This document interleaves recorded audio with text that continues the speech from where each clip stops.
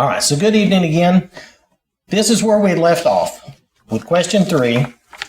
However, I don't know about y'all, but the book kind of bothered me that it kind of just skipped everything after chapter 12 of Samuel. Of 2 Samuel, that is. So I did just a quick little summary, if you'll bear with me for a couple of minutes, so we kind of know what has happened. Because, I don't know, it just seems like we leapt a lot of stuff. Leapt over it. And then if we want to talk about any of these things, we can do that, even though it's not in the book. Okay? But I just have a summary of these. Like if we look at, I'm going to start in chapter 13. That was the first thing that we skipped over. There was Amnon, who was one of David's sons, loved Tamar and forced her to lay with him. And I say loved in the sense that that's what it says. Tamar was Absalom's sister. And, Absalom also was David's son. And then the interesting part of that, if you look at verses 15 and 16, after the deed was done, then Amnon hated her exceedingly, so that the hatred with which he hated her was greater than the love with which he had loved her.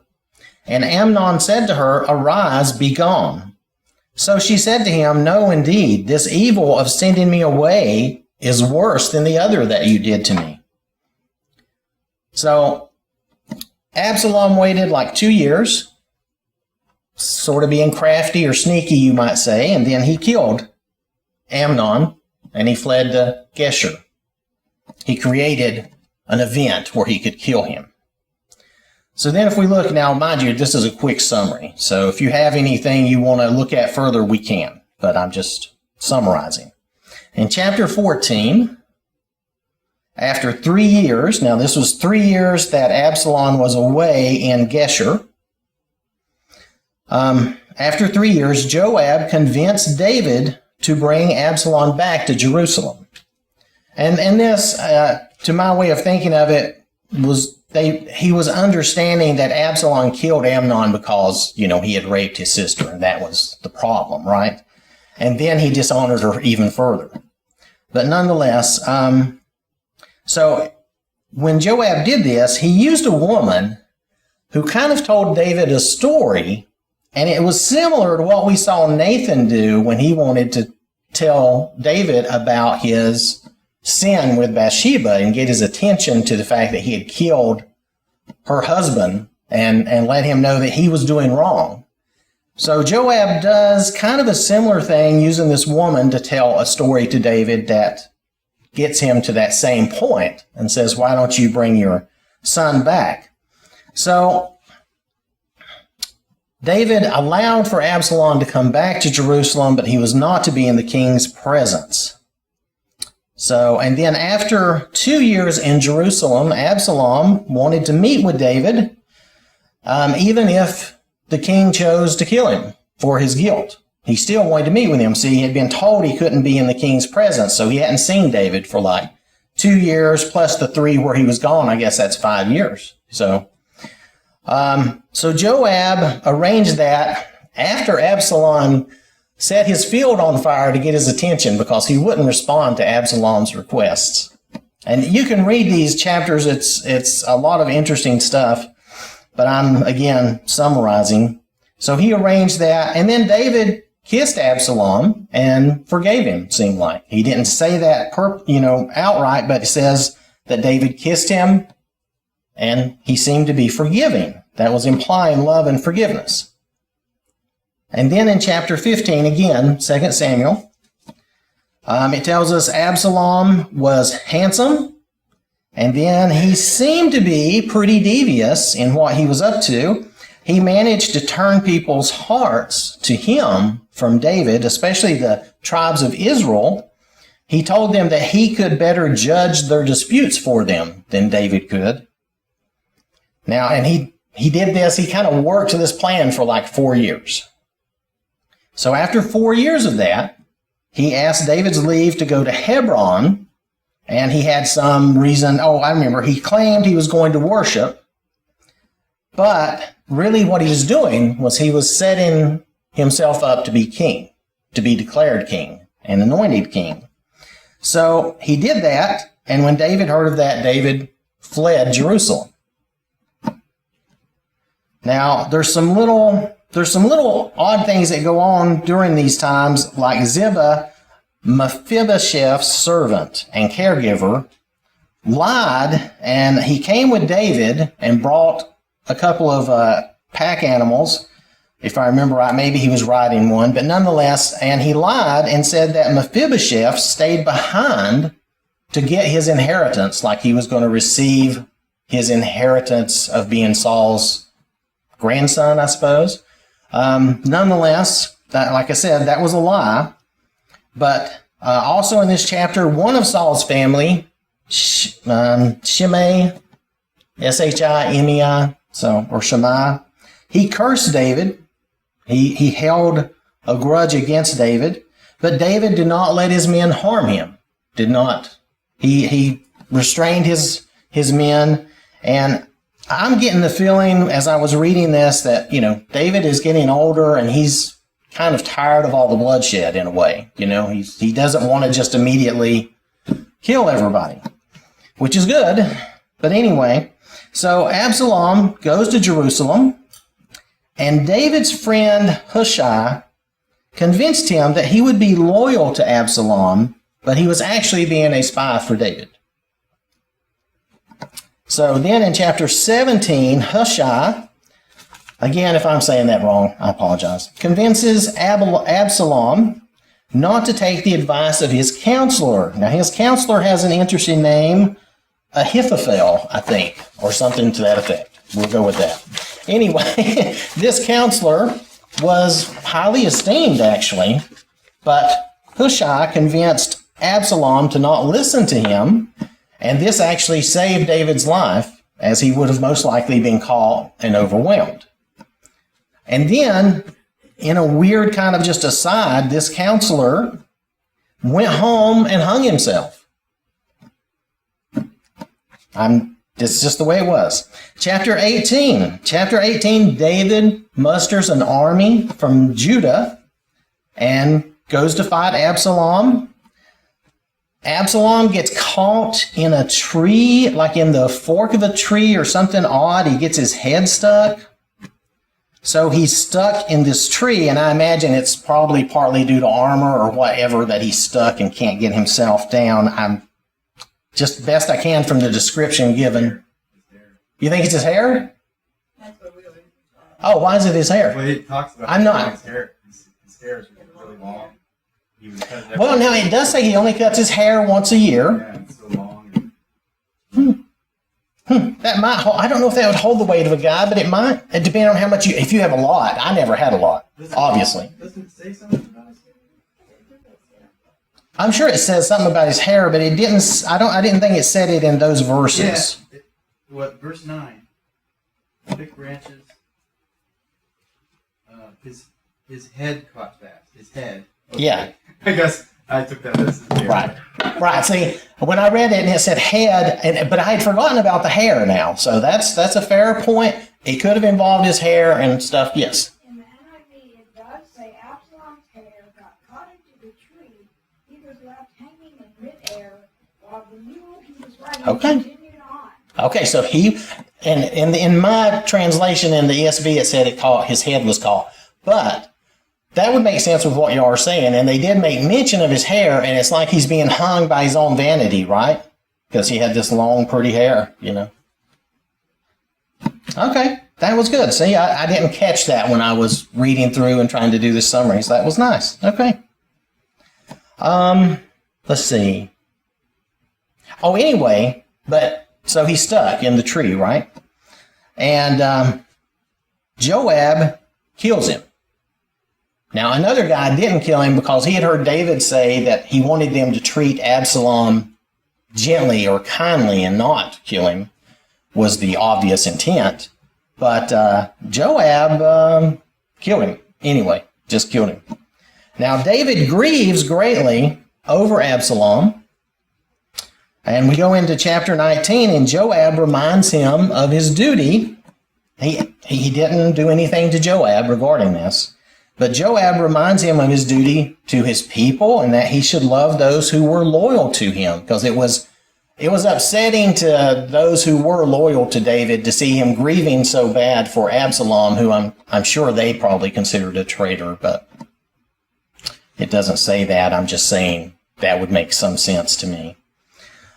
David also pardons his enemies, the tribes of Israel, and he judges between Ziba and Mephibosheth, saying they should just go ahead and split their inheritance, the inheritance between them, which is kind of odd since Ziba had lied, and David had initially told him that, well, you can have it if Mephibosheth is not being loyal. But anyway, I think, again, David is being more merciful as he gets older. He's being more merciful. He's not into all the harshness. Then when we look at chapter 20, Sheba, a Benjaminite, rebelled against David, maybe due to enmity through the fact that David had replaced Saul. That's not really said, just a thought. Amasa was someone who was supposed to gather the army of Judah and meet David, but delayed too long, so that David felt like he had allowed Sheba to become too much of a threat. Joab killed Amasa and then pursued Sheba, besieging him at this town called Abel, A-B-E-L, of another name that I can't really say. It's like Bay Makkah or something. But then, speaking to a wise woman of the city, which I'm assuming she must have been somehow their leader in some way. She was the wise woman of the city. Joab offered to take just Sheba's head and leave the city, because they were sieging it. And the city agreed and threw his head to him, to Joab.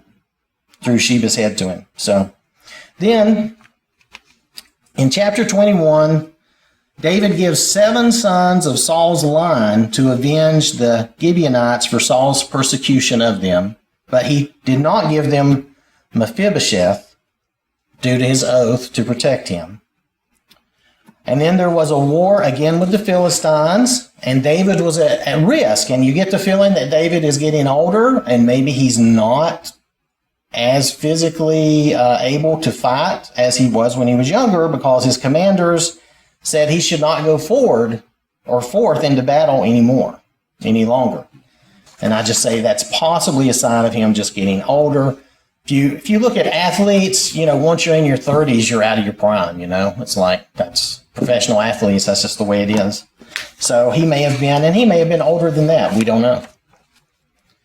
Doesn't really say. So then in chapter 22, there's really not much to summarize there. David gives a beautiful song or psalm of deliverance that is well worth reading.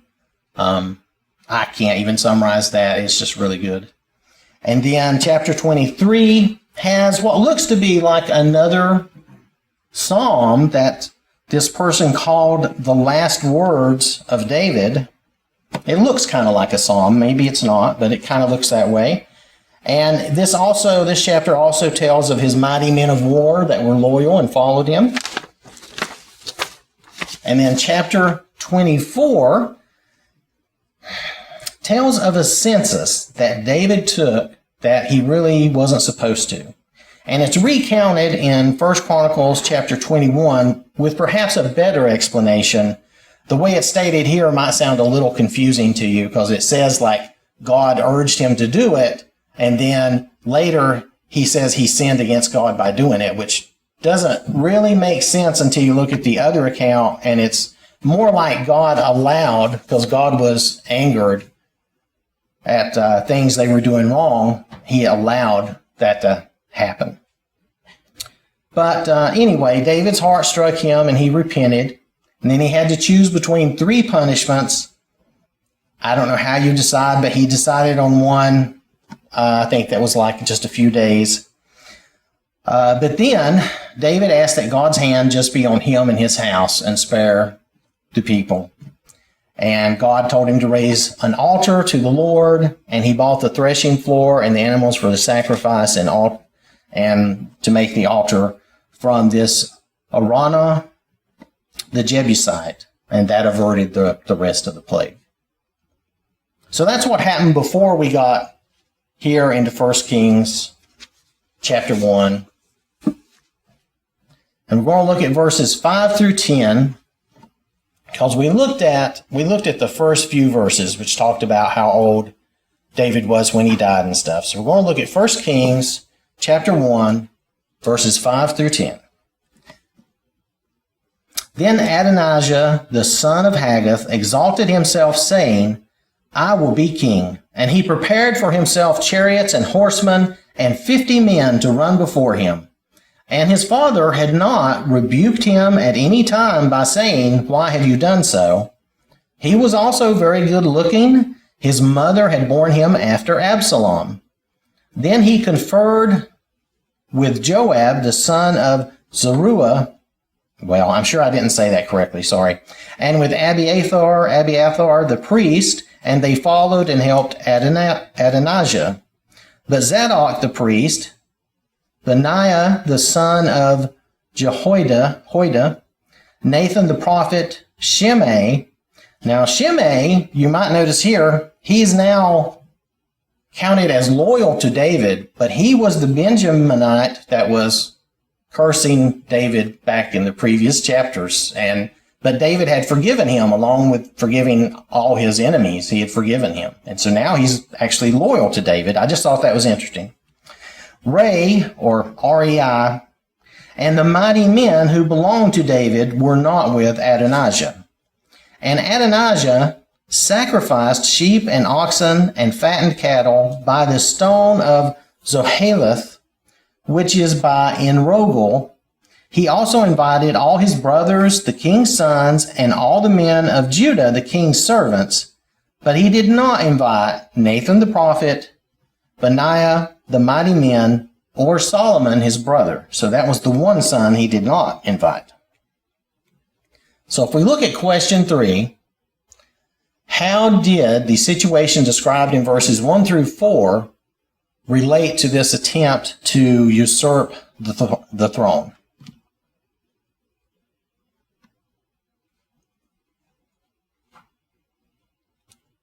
Well, Yes, ma'am. Once before was talking about how he was old, right?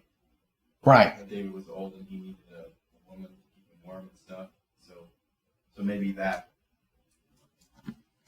showed that he was weak or something, and so it was an opportunity to take over and usurp the throne. Right. I was thinking the same thing. He was old and seemingly incapacitated, not in good health to be able to really continue.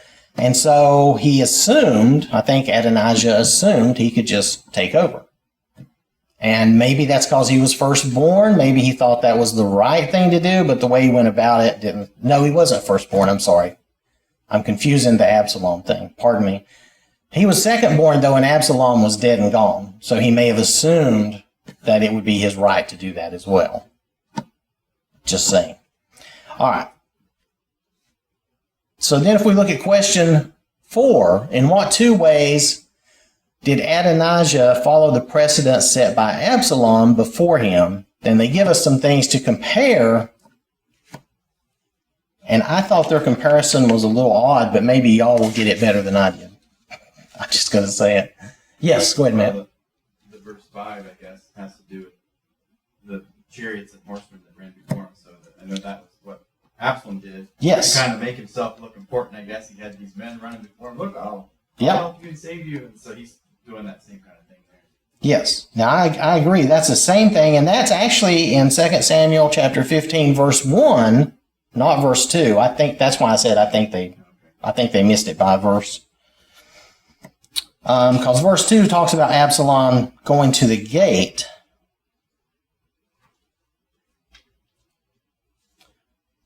Let's see. So 3 reasons. Wait, am I looking at... I skipped down. So in what 2 ways? So there's that. The fact that he was following the example of his older brother with the chariots and the horsemen. Now they also mention verses 9 and 10, right? or they point us to 9 and 10, and they mention Samuel 15, verses 7 through 12. And this is where Absalom says to David, well, let me read these few verses here. Now it came to pass that Absalom said to the king, please let me go to Hebron and pay the vow which I made to the Lord. For your servant took a vow which I dwelt at Geshur in Syria, saying, if the Lord indeed brings me back to Jerusalem, then I will serve the Lord. And the king said to him, go in peace. So he arose and went to Hebron. Then Absalom sent spies throughout all the tribes of Israel, saying, as soon as you hear the sound of the trumpet, then you shall say, Absalom reigns in Hebron. And with Absalom went 200 men invited from Jerusalem, and they went along innocently and did not know anything. Then Absalom sent for the counselor Ahithophel, the Gilonite, David's counselor, from his city, from Gilo, where while he offered sacrifices, and the conspiracy grew strong, for the people with Absalom continually increased in number. So if we look at that, and then we look at verses, they point us to 9 and 10, you'll see that Adenasia invited and brought along certain people who would be in with his little coronation and also a little conspiracy to take the throne, right? And then there were people that were loyal to David he did not invite, right? So he kind of did the same thing again. He was repeating what his older brother did. He did go to Hebron, though, I guess. Well, I don't know if he got that far. It doesn't sound like it. So I know Hebron was, when David first became king, I think that was actually at Hebron. And that was his first capital, and then later he took over Jerusalem. Yeah, because here, he did this somewhere else at another location. Right. He was doing this at another location. Maybe he thought Hebron was the reason it didn't work. I don't know. So then if we look at, do anybody have anything else on that? I'm sorry, go ahead. So when we look at back in 2 Samuel chapter 15, and we compare Adenasia with Absalom. Right. That's what we're doing. Right. If you look at verse 4, he says, well, he would say to the people, if I was the judge of the land, I would give you justice. And then verse 5, when anyone approached him to bow down, Absalom would reach out his hand, take hold, and kiss him. He behaved in this way toward all of the Israelites who came to the king to seek justice. And he stole the hearts of the people. So did Adenasia also behave in that way? I mean, there was like this whole parade and a big show. It didn't say that here, that Adenasia did all of that, but the implication is that he was following in his brother's footsteps, doing the same type of thing. That's the implication. Yes, ma'am. I'm confused when they say that Adenasia was the son of Haggith. Is that one of David's wives? Yes. Because I thought, how could that be the father? Because, you know. Oh, right, because Haggith sounds like a man's name, doesn't it? But This must have been the mother. this must have been the mother, yes. That's an odd name, I know. Confused. Yeah. It does not sound like a woman's name to me either, but let's see. All right, so if we look at question 5, list the 3 reasons given in verse 6 why Adenasia made his move toward the throne.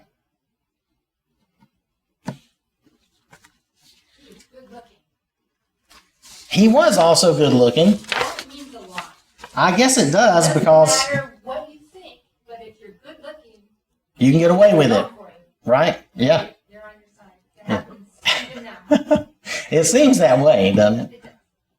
So he was good looking. That is one reason. Well, it seems like Absalom and Adenasia was the celebrity status. You know, they were admired, they were handsome. people loved them, and they made this big show when they would come into towns, and people liked the whole spectacle and the excitement. And So they were vain and maybe proud, and they felt like they had the people on their side. Yeah. His mother was on his side. Oh, was his mother on his? Is that what I read there in verse 6? Well, it says his mother had borne him after Absalom, so he was the second. He was the second son. I mean, and Absalom, like we said, was dead at this point. Excuse me? He's out of the picture. Yeah, he's out of the picture, so yeah, but well, these were princes, right? yes, they were princes. They were David's sons, so they were princes. These women that would have these children with the king, they probably all secretly hoped, like, oh, mine is like the best. I'm sure they were esteemed and fawned over and all that. Yeah, that's yes, man. That first statement in verse 6 is kind of puzzling, but I think so. His father had never at any time displeased him by asking, "Why have you done thus and so?" I think he never got in trouble with Dad, is what it means.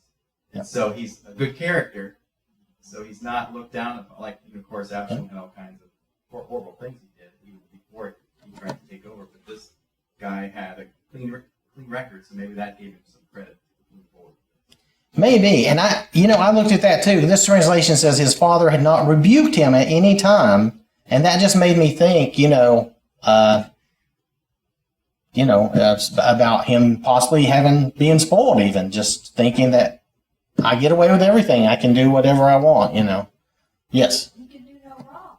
right. I can do no wrong. He was a prince, and he Yeah. was handsome, and he That was that all kind of goes into that same mindset of. Dad never got on his case. And maybe he was a good guy because it never says that he got into any trouble. So, I mean, that is a possibility. But even if he was, he's going a different way. So let's see. So, yeah, so there's our three reasons right there. He had not been rebuked or, anything by his father. And he was good looking. So, and his mother had borne him after Absalom. So. And Absalom was gone. Does anybody have anything else before we move on? Yes, surely. 2 Samuel 3. Okay. It tells us from verse 1 through verse 4 about the different sons of David. And it's saying here that, I can't pronounce it, Adenasia, whatever. He is the fourth son. He is after Absalom. Let's see. His firstborn was actually Amnon, who Absalom killed. So his second was Chileab, I don't know how you would say that. It looks like it's Chileab. So to me, that looks like Chileab. It may just be that I'm wanting chili. I don't know. Then that was from Abigail. And then Absalom was third. You're absolutely right. And then Adenasia was fourth. But I don't know what happened to Chileab, if he was still around or if he was not considered. Sometimes this was by Abigail, the widow of Nabal. So it may be that in their custom, even though he was a son, he was considered Nabal's son. And so wouldn't really be counted in David's lineage for the throne. But where did Solomon They had those customs. So, and I don't know that that's the fact. I'm just saying. Huh? Where did Solomon fit in? Solomon came in, let me see. These were the ones, the sixth. Okay, these list the six that were born in Hebron. Solomon comes in later with Bathsheba, right? So I don't know how many children David had before Solomon, right off the top of my head. And he had concubines too, so I don't know. I don't know how many children he had altogether. Yes? Was it that he had a palace in Hebron, a palace in Jerusalem? Well, remember in Hebron, that's where he was at first until they took Jerusalem and made that the capital. Wasn't Hebron the capital first? So I mean, that's where he was for years. right? Maybe Gilead was not handsome. Well, yeah, maybe he wasn't handsome. That could be. But yeah. So I'm sorry. So Shirley, what was your question? Or was that more of a statement?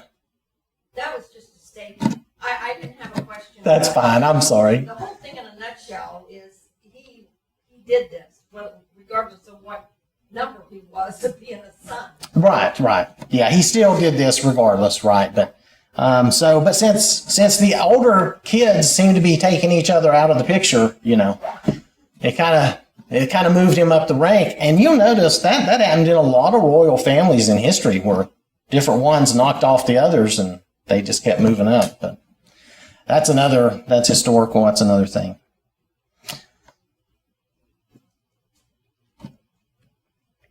So then, I flipped back a page. That's why I'm lost. I'm on the wrong page.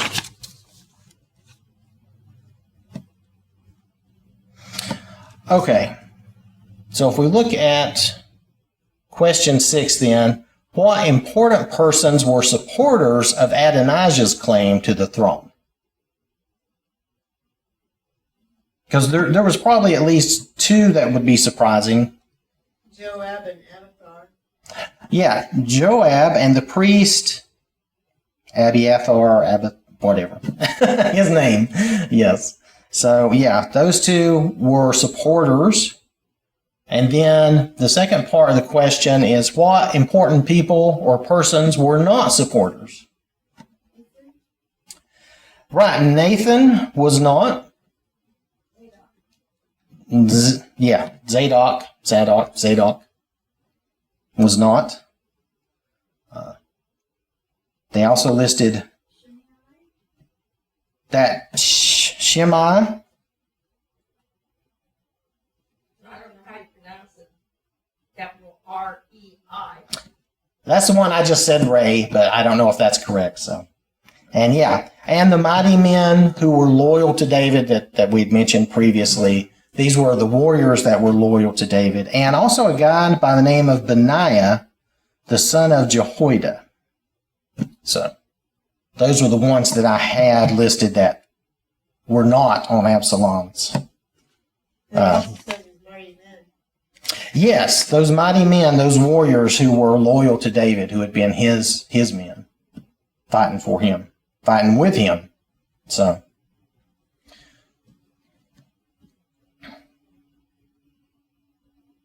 does anybody have anything on that before we move forward?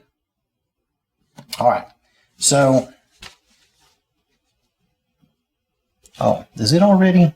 I'm sorry. Okay. I didn't realize it was so late. So I have pretty much burned through our time here. So I'm going to stop us here and we'll pick up. Well, I guess Josh will actually pick up with question number 7 next week. Thank you all for your time and your attention and interaction. We're gonna sing 325 here in a moment. I am resolved. But as far as an invitation, my mind was going to some of the crazy events of the past several days, just yesterday, I guess, or whatever. But the big storm we had kind of struck my attention, I guess. We were kind of aware of some storms coming, and we get storms all the time. It's usually not a big deal. We brought in some plants and stuff that was sitting outside, thinking that might not things to blow away, that sort of thing. But when we went to bed, it got to be rather stormier than we thought, and woke up in the middle of the night, and it was really going crazy, and saw it was a tornado warning, and banged on the doors of the kids. Hey, go to the basement. We went to the basement. And then, of course, all the things happened with the trees knocked down. We were really kind of surprised at that in a not a very pleasant way. But certainly we're thankful we're fine. Our house is fine. Power will come back on at some point, we expect, and it'll be fine. But thinking about the spiritual application of that, of being surprised at things like that, we're told that Jesus going to return like a thief in the night. We'll be surprised. And we shouldn't be surprised because he told us he's coming, right? But we don't know precisely when he's coming. Just like we kind of knew the weather was going to be bad, but we didn't know how bad or exactly when and that sort of thing. But in Matthew chapter 24, I'm going to read a little bit from there. It's kind of a confusing passage because in Matthew chapter 24, verse 3, it says, Now as he sat on the Mount of Olives, the disciples came to him privately, saying, Tell us, when will these things be? When will the temple is going to be thrown down and that sort of thing? Tell us when these things will be and what will be the sign of your coming and the end of the age. So there's several things being discussed, the temple being destroyed and the coming of the Lord and the end of the age. And so a lot of the chapter seems to be about the destruction of the temple, which of course happened in AD 70. But he also, towards the end of that chapter, seems to be talking about his return, and so the end of the age in terms of the end of the world and that sort of thing. So in verse 36 of chapter 24, Matthew 24:36, it says, But of that day and hour no one knows, not even the angels in heaven, but my Father only.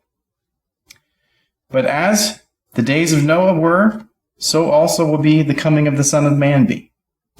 For as in the days before the flood, they were eating and drinking, marrying and giving in marriage, until the day that Noah entered the ark, and did not know until the flood came and took them all away.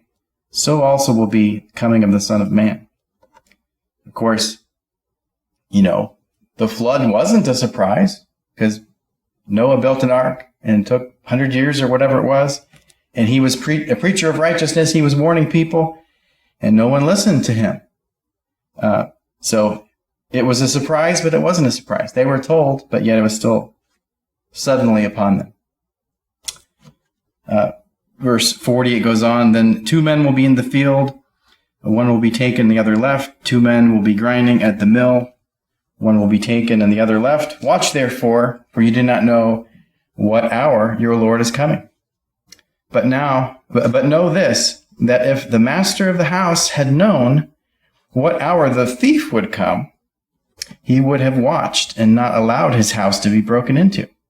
So if you had a schedule and you knew, hey, at 9 o'clock tonight, the robber is going to come and try to break in and steal stuff in our house, you may take precautions and not allow that to happen. Maybe call the police and say, hey, we're going to have a break-in and we don't want it to happen.